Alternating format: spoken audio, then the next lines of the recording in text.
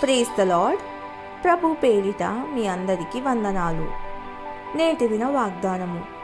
మొదటి దశలోనికలకు వ్రాసిన పత్రిక 5వ అధ్యాయము 10వ వచనము. మనము మేలుకొని ఉన్నను, నిద్రపోవుచున్నను, తనతో కూడా జీవించు నిమిత్తము ఆయన మన కొరకు మృతి పొందెను.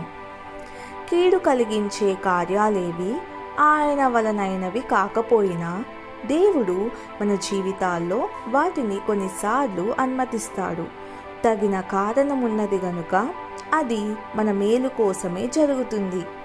దావీదుకు భగ్న హృదయ సంఘటన ఏర్పడింది. సమస్తం పోగొట్టుకున్నాడు. తగిన సలహాదారులు లభించలేదు.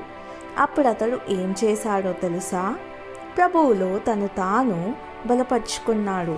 కనుక దేవుని వాక్యం ద్వారా ప్రోత్సాహం పొందండి.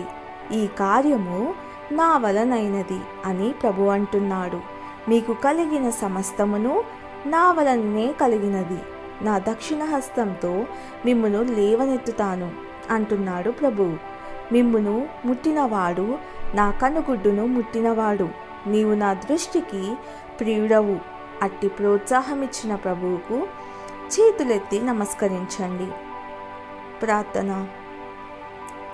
ప్రియుడమైన నా ప్రభువా, నీ మృదువైన మాటలకు కృతజ్ఞతలు. సమస్త క్రియల్లోనూ నీపై విశ్వాసాన్ని పెంపొందింప చేయండి.